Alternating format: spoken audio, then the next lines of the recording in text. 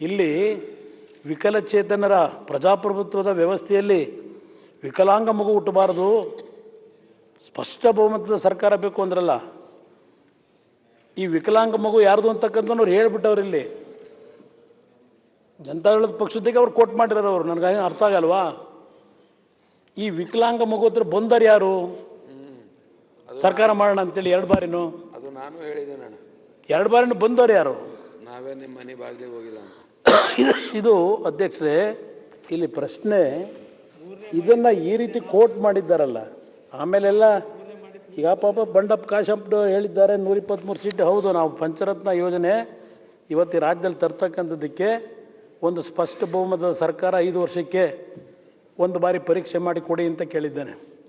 ನಾಡಿನಲ್ಲಿ ಕಳೆದ 70 ದಿನಗಳಿಂದ ಸುತ್ತಾ ಇದ್ದೇನೆ, ದಿನಕ್ಕೆ 18 ಗಂಟೆ.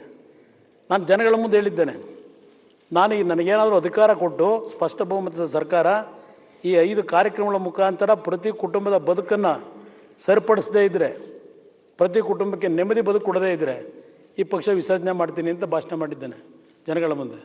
ಅದಕ್ಕೆ ನಮ್ಮ ಕಾಂಗ್ರೆಸ್ ಅಧ್ಯಕ್ಷರು ಹೇಳ್ತಾರೆ, ಕುಮಾರಸ್ವಾಮಿ ಅವರು ಈಗಲೇ ಪಕ್ಷ ವಿಸರ್ಜನೆ ಮಾಡ್ತೀನಿ ಅಂದ್ಬಿಟ್ಟವ್ರೆ, ಅಲ್ಲೇ ಉಳ್ಕೊತೀರಿ, ಬಂದುಬಿಡಿ ನಮ್ಮ ಜೊತೆಗೆ ಅಂತೇಳಿ ಪಾಪ ಅವ್ರು ಆಹ್ವಾನ ಕೊಡ್ತವ್ರೆ ನಮ್ಮ JDSನವರಿಗೆ, ನಮ್ಮ ಪಕ್ಷದ ಎಮ್ ಎಲ್ ಎಗಳು ಕಾರ್ಯಕರ್ತರಿಗೆ. ಪಾಪ ಕಾಯ್ತಾ ಕೂತವ್ರೆ.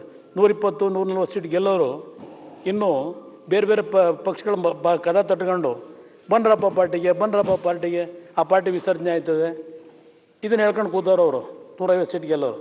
ಇನ್ನು ಈ ಕಡೆ ಇವರು 150 ಅಂತಾರೆ, ಇವ್ರು 150 ಸೀಟು ಅಂತಾರೆ.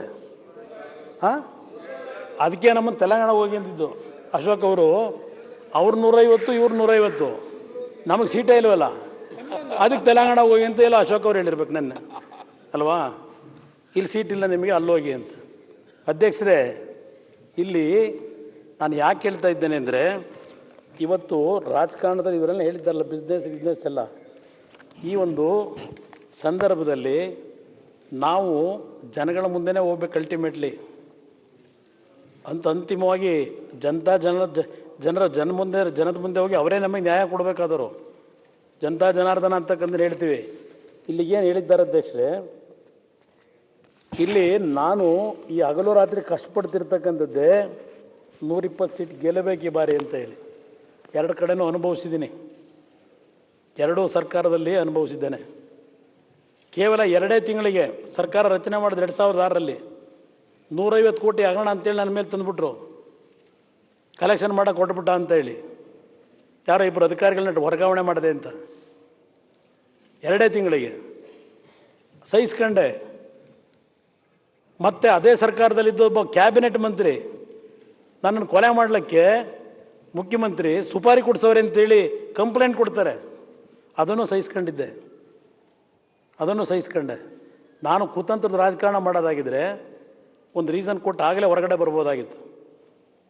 ಹೇಳ್ತಾರೆ ನಮ್ಮ ವಿರೋಧ ಪಕ್ಷದ ನಾಯಕರು, ಇವತ್ತು BJP ಸರ್ಕಾರ ಇಲ್ಲಿ ಬರಲಿಕ್ಕೆ, ಇಷ್ಟು ಭದ್ರವಾಗಿ ಬೆಳೀಲಿಕ್ಕೆ ಕುಮಾರಸ್ವಾಮಿ ಕಾರಣ ಅಂತಾರೆ. ಅವರೊಂದು ಕಡೆ ನಮ್ಮನ್ನು ಅಪಾದನೆ ಮಾಡ್ತಾರೆ. ಕುಮಾರಸ್ವಾಮಿ ಬೀದಿಲೆಲ್ಲ ಹೇಳ್ಕೊಂಡು ಹೊರಟವ್ರೆ. ಕುಮಾರಸ್ವಾಮಿ BJP ಜೊತೆ ಸರ್ಕಾರ ಮಾಡಿ ಇವತ್ತು ಆ ಸರ್ಕಾರ ಬರಲಿಕ್ಕೆ ಕಾರಣ, ಇದನ್ನು ಹೇಳ್ತಾರೆ ಅವರು. ಅವತ್ತು ಮೊದಲು ಜನತಾದಳ ಕಾಂಗ್ರೆಸ್ಸಿನ ಸರ್ಕಾರ ಮಾಡಿತ್ತು, ಯಾಗ ನಡೀತು ಅದೆಲ್ಲ ಒಂದು ಇತಿಹಾಸ ಇದೆ, ಅವೆಲ್ಲ ಹೇಳಲಿಕ್ಕೆ ಹೋಗೋದಿಲ್ಲ. ಯಾವ ರೀತಿ ನಡ್ಕೊಂಡ್ರು ಅವತ್ತು ಸರ್ಕಾರ ಮಾಡಿ ಕಾಂಗ್ರೆಸ್ಸು JDS ಸರ್ಕಾರದಲ್ಲಿ. ಅಂತಿಮವಾಗಿ ದೇವೇಗೌಡರು ಚುನಾವಣೆಗೆ ಹೋಗಬೇಕು ಅಂತ ತೀರ್ಮಾನ ಮಾಡಿದ್ದವರು.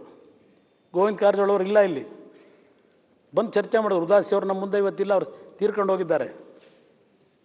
ಇಮಿಡಿಯೇಟಾಗಿ ತಕ್ಷಣ ಚುನಾವಣೆಗೆ ಹೋಗೋದು ಬೇಡ, ಒಂದು ತಾತ್ಕಾಲಿಕ ಒಂದು ಸರ್ಕಾರ ಮಾಡಿ ನಾವೆಲ್ಲ ಜನತಾ ಪರಿವಾರದವರು ಮುಂದೆಲ್ಲ ನಾವು ಒಂದಾಗಬೇಕಾಗಿ ಬರ್ಬೋದು ಅದನ್ನು ಹೇಳಿದ್ರು.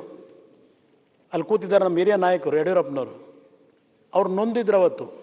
ಆ ಕಾಲದಲ್ಲಿ BJP ಪಕ್ಷ ಕಟ್ಟಿದ್ರ ಬಗ್ಗೆ ಹೇಳಿದ್ದಾರೆ. ಇಲ್ಲಿ ನೆನ್ನೆ CT ರವಿ ಅವರೊಬ್ಬರೇ ಶಾಸಕರಾಗಿ ಹೋರಾಟ ಮಾಡ್ಕೊಂಬಂದು ಪಕ್ಷ ಕಟ್ಕೊಂಬಂದ್ರು ಅಂತಕ್ಕಂಥ ಎಕ್ಸ್ಪ್ಲೈನ್ ಮಾಡಿದ್ರು. ಒಪ್ಕೋತೀನಿ, ಅವ್ರ ಪಕ್ಷ ಕಟ್ಟಬೇಕಾದ್ರೆ ಇಲ್ಲಿ BJP ಭದ್ರವಾಗೇನು ಇರಲಿಲ್ಲ.